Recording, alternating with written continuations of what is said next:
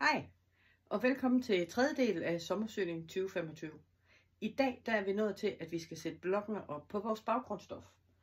Jeg tror, jeg ender med at vil sy et babytæppe størrelse i cirka 1,10 x 1,10. Så jeg skal have sat blokkene op på i den orden og det mønster, jeg nu engang kunne tænke mig.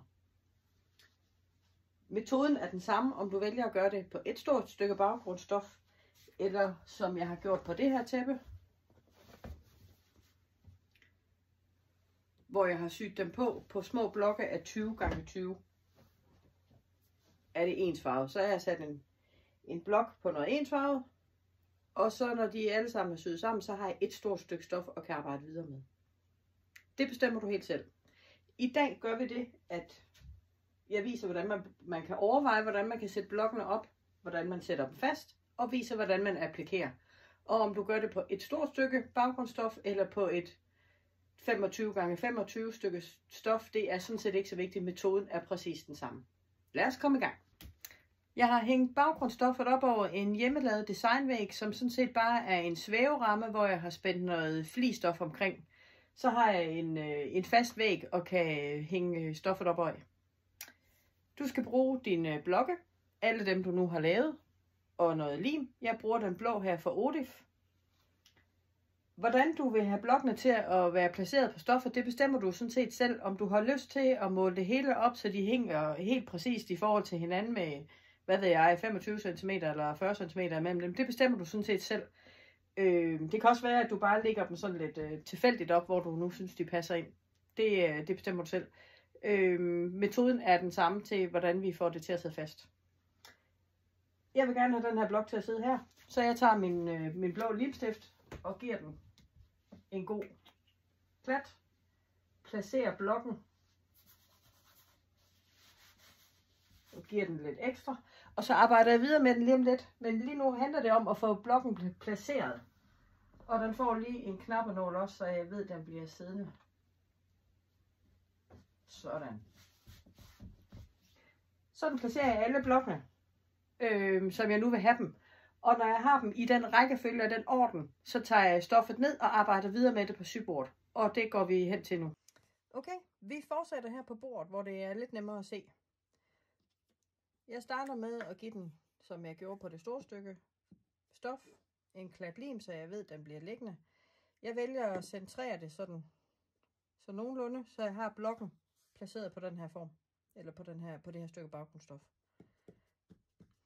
Jeg skal jo være sikker på, at siderne ikke flapper op undervejs, så de får altså lige en god, solid omgang lim undervejs. Hvis man er i tvivl om de små sømrum her nu kan holde sig, der kommer der lim lidt langt ud, det er der nok være. Så giver man dem lige nogle knappenåle til sidst. Jeg er ikke den store tilhænger af, at der skal være for mange knappenåle i, når jeg skal sy det, fordi jeg stikker mig på dem, og så bliver jeg sur og alt muligt. Det gider jeg ikke. Men den får godt med lim hele vejen rundt.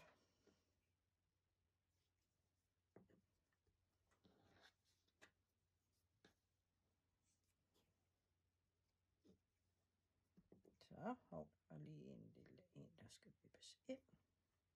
Se, den her lille en her, den vil gerne flippe ud, og det vil jeg jo ikke have. Jeg vil have, at den bliver liggende pænt ind. Så jeg folder den ned, og så får den lige en knappenål der. Sådan. Så har vi snart været hele vejen rundt. Sådan.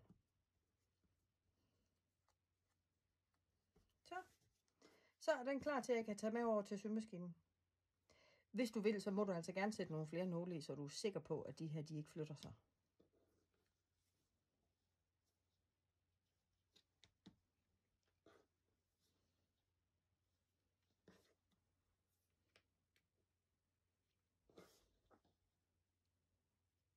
Sådan. Du flytter den her så absolut ikke nogen steder, når jeg skal til at arbejde videre med den. Vi går hen til symaskinen. Okay, så er det tid til, at vi skal til at applikere. Og du får lige lov at se, hvordan min applikationssøm ser ud. Du kan selvfølgelig bruge den søm, du kunne tænke dig, og hvad du nu har på din symaskine. Men jeg har den her applikationssting, og den er jeg ret glad for at bruge. Den ser sådan her ud. Skal vi lige have det til at fokusere. Sådan.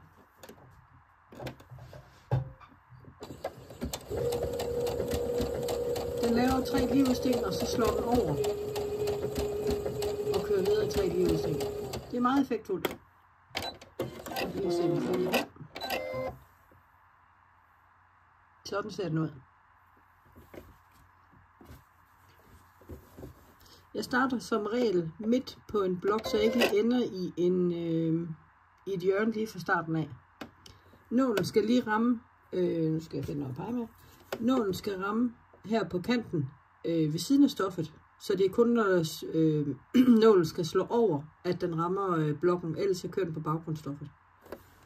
Det giver et ret fint, lidt håndsygt udtryk, uden på nogen måde at være det. Det må godt være lidt nemt. Alright, vi kører. Og tag det stille og roligt.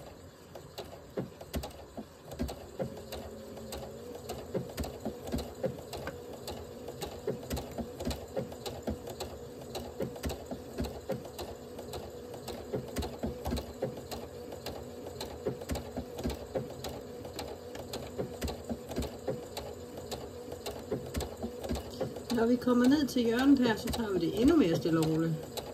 Fordi vi vil gerne ende med nålen nede, der hvor jeg skal dreje stoffet. Jeg kan godt tage nålen ud nu. Så løfter jeg trykfoden og drejer med nålen nede. Og så kan jeg køre lidt videre.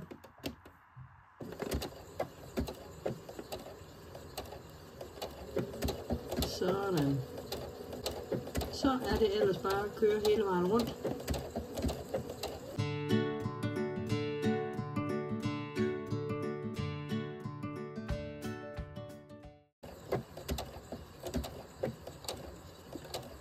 Og igen, nålen nede, løft trykfoden og kør videre.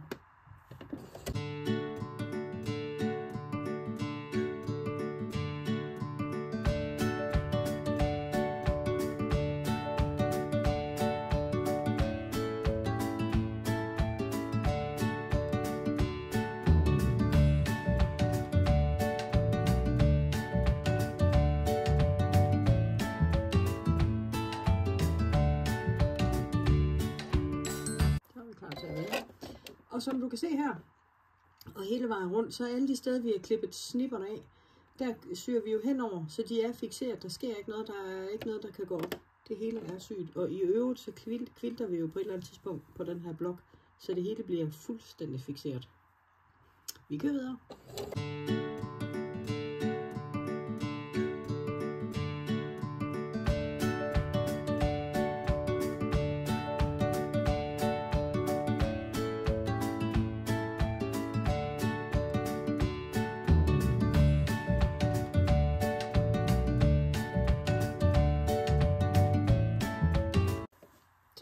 Er vi færdige med denne blok?